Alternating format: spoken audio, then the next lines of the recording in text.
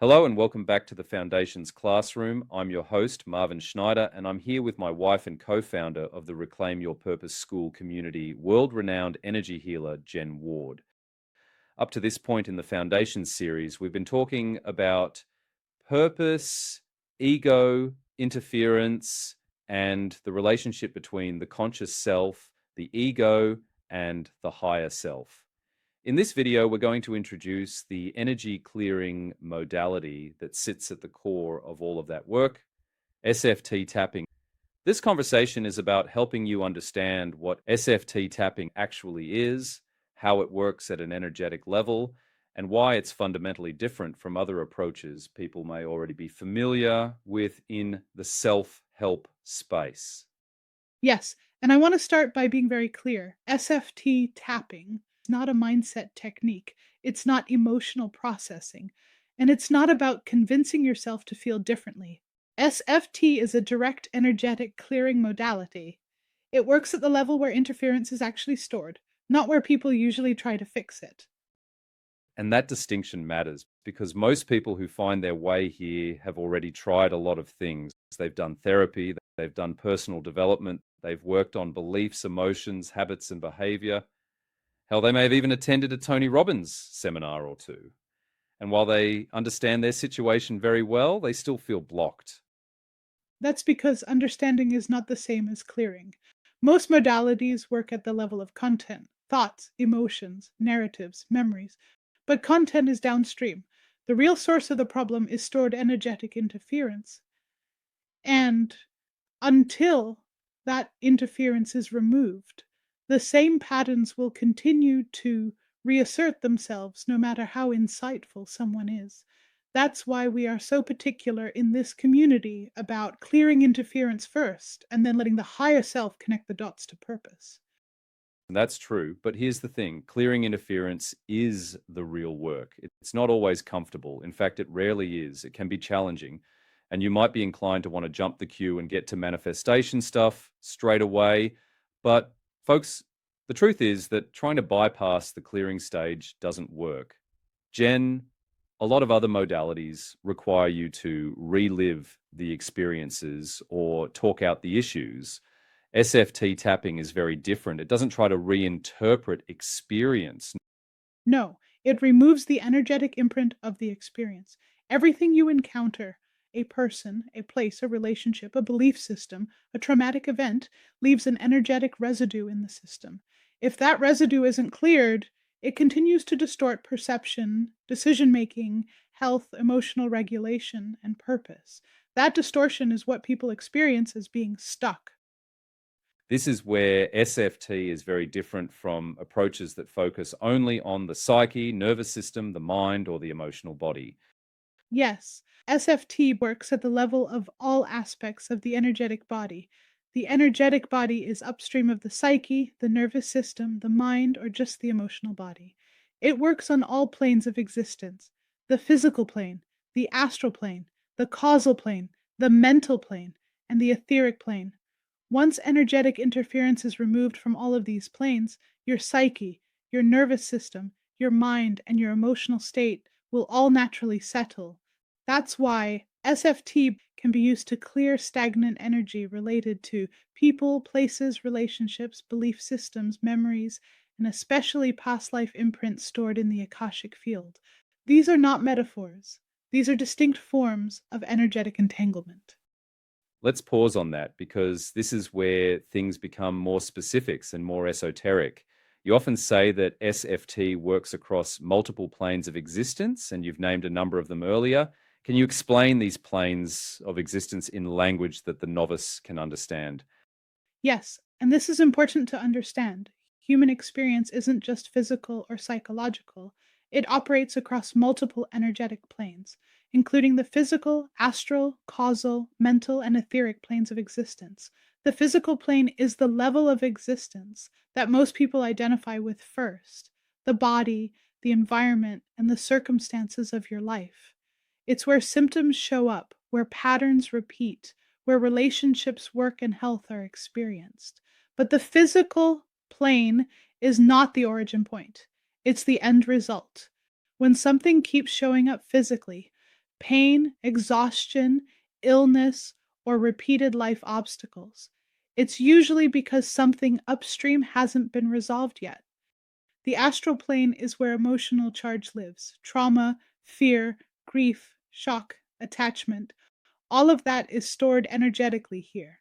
In vibration, the astral plane is very similar to the physical plane. That's why a lot of people often find it difficult to distinguish between these two planes of existence. A lot of dreams take place on the astral plane, and when you die, a lot of your between life experiences take place on the astral plane. In this way, there is only a very thin veil between your physical life and your many other past lives. The causal plane is where the Akashic records reside. That's where energetic memory from past experiences, including past lives, is stored. Most modalities never reach this level. SFT does. And in fact, when I'm working one on one with clients, their higher self is talking to my higher self and revealing past life engrams and echoes from the causal plane. The mental plane is where beliefs, narratives, and identity structures are held. This includes the stories you tell about who you are, what's possible for you, and how the world works. Distortion on the mental plane often shows up as looping thoughts, self doubt, confusion, or rigid certainty. Clearing at this level doesn't erase intelligence or discernment. It removes the interference that keeps the mind locked into outdated or inherited frameworks. Now, the etheric plane is different. The etheric plane is the gateway into the higher worlds. It's like a threshold. In that etheric realm, duality and ego are already more diffuse than they are in the other planes. And beyond that threshold, in the higher worlds, the veil of separation from source no longer exists. But the thing about the etheric plane that is important to understand is that attributes of the ego and the mental realm can hide out there with no form until they materialize back into the mental realm. Think of it as smoke particles of the mental realm that must eventually settle. If blockages are not thoroughly cleared, they can rematerialize by centrifuging residue from the etheric plane. And so, because SFT tapping works on all levels of existence, that means it doesn't just work on how someone feels today, like let's say traditional psychotherapy. Exactly. SFT clears interference stored across time. That includes patterns, agreements, and energetic distortions that didn't originate in this lifetime but are still influencing it. This is why people can feel reactions, fears, or limitations that have no obvious psychological origin. They're not imagined, they're remembered energetically. You've said before that one of the most important distinctions in SFT is that it doesn't negotiate with the ego. In fact, it bypasses the ego completely. Yes, and this is a major differentiator. Most techniques try to work through or around the ego by reframing beliefs, changing narratives, or cultivating new emotional states. SFT bypasses the ego entirely. It communicates directly with the higher self, which is the only aspect of the system with the authority to clear energy at this level. The ego doesn't need to understand, agree, believe, or feel ready. That's why SFT works even when people feel resistant, skeptical, or emotionally flat. Let's talk about the language and construction of SFT taps, because people often assume the statements used in SFT are just positive thinking affirmations. They're not affirmations at all. They're charged statement or commands, if you want, directed at the energy flux of the universe. The wording in SFT taps is deliberately neutral, specific, and unemotional, but charged. It's designed to target energetic structures, not psychological states. And these statements are then repeated a total of 5 times. 3 times while continuously tapping on the top of your head, a fourth time while continuously tapping on your chest, and a fifth time while continuously tapping on your abdomen. What does the tapping action do in energy? The physical act of tapping while the SFT statements are repeated has the effect of activating various energy vortexes in the body. Your body is one integrated energy conduit, and not just at the points that most spiritual people know as chakras. But for the purposes of SFT tapping, the choice of the 3 energy vortexes of the head, chest, and abdomen are deliberate. When people first see SFT tapping, they often assume the tapping points are symbolic or emotional. They're not. They're functional. The head, the chest, and the abdomen correspond to 3 major convergence points. in the human energy system. Together, they form a vertical axis that runs through the body, from cognition to identity to survival and embodiment. Tapping on the head keeps the mental plane engaged without letting it dominate. It stabilizes thought without inviting analysis. It tells the mind to pay attention because this is important. Tapping on the chest anchors the work at the level of the conscious self, where identity, emotional orientation, and personal agency sit. And tapping on the abdomen grounds the clearing into the physical and instinctual layers of the system, where survival patterns, fear responses, and embodied memory are held. When you repeat the SFT statements 5 times while tapping these points, you're doing two things at once. You're issuing a precise energetic instruction through language, and you're keeping the entire vertical system online so the clearing can move through all relevant planes, not just one. This prevents the clearing from staying abstract. It ensures the work doesn't remain mental, emotional, or spiritual in isolation. The tapping keeps the body present, receptive, and integrated while the higher self does the clearing. That's why the tapping is steady, repetitive, and neutral. It's not meant to induce emotion or catharsis. It's meant to keep the system open and coherent while interference is removed. I often find it useful to integrate the power of focused visualization while completing the taps. That's so the act of doing the taps doesn't become just a mechanical or robotic exercise. I let my creativity and imagination visualize the dynamics contained within the poetry of each tap. Here's an example. In a recent group SFT tapping event focused on breaking humanity free from mind control, we did a tap related to the banquet of fear and outrage laid before the Dark Lords, and that fear and outrage being starved out of existence. When I was doing this tap, I literally imagined a medieval banquet in the castle of a sinister king, feasting with lots of drunk and raucous knights after another futile battle to quell the uprising of the subjugates. The long, heavy wooden table is adorned with decadent plates of food and overflowing goblets of wine. Torches flicker on the stone walls, casting ominous shadows as laughter and shouting fill the air. This feast represents the energy of fear, outrage, and chaos, an energy that feeds the Dark Lords and sustains their existence. Then I imagined the plates of food beginning to vanish one by one as if consumed by a mysterious light. The goblets tip over, spilling their contents into a void that instantly absorbs every drop. The torches dim as the banquet transforms into an empty, cold, and desolate space. The once noisy hall is now silent, and the sinister figures grow gaunt, powerless, and translucent, as if fading into nothingness. That's a powerful visualization to bring life to the poetry of the tap. And yes, if you're able to add visualization when doing the taps, it will definitely amplify the energetic effect of the clearing being done.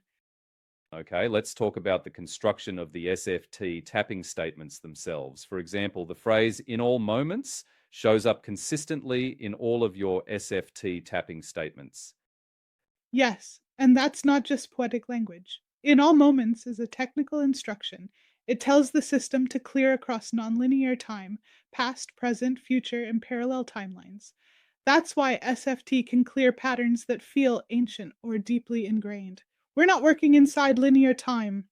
When you work one-on-one with clients and in group SFT tapping events, you carefully prepare a series of SFT tapping statements specifically designed to address core issues.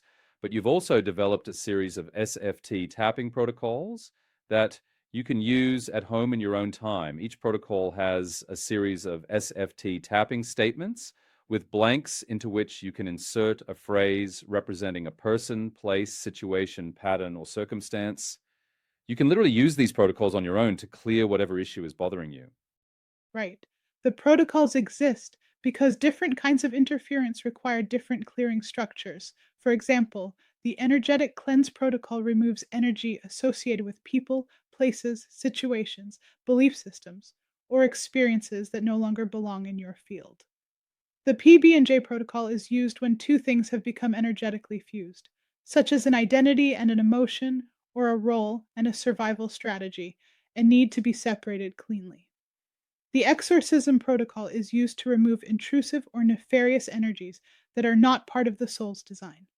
The positive protocol is used after clearing, when the energetic field is clean and ready to receive something new. And the New Year's resolution protocol works at the blueprint level, helping to rebuild orientation and coherence once interference has been removed. Each protocol exists because energy behaves differently depending on the situation. And this brings us to the topic of the responsible use of SFT tapping. Yes, SFT tapping is very powerful, and power requires discipline. This is not something you rush, it's not something you use to control outcomes, and it's not something you combine with expectation. Clearing is about removal, not forcing a result. When people try to use SFT to make something happen, it stops working. Which brings us back to ego interference. Exactly. When SFT is used properly, it quiets the ego. When it's misused, it strengthens it.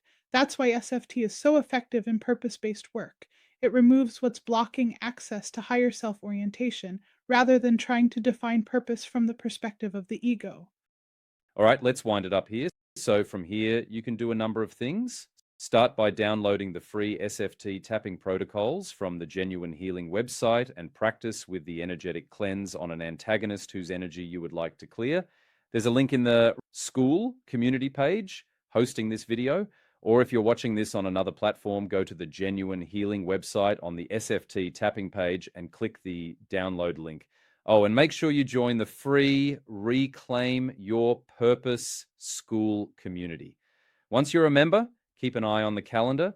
We'll be scheduling weekly group SFT tapping events addressing different aspects of clearing for greater purpose clarity. These events will only be available to members of our school community. So be sure to sign up for free. Thanks for tuning in to our SFT Tapping Explainer video. We look forward to catching you next time. Bye for now. Bye for now.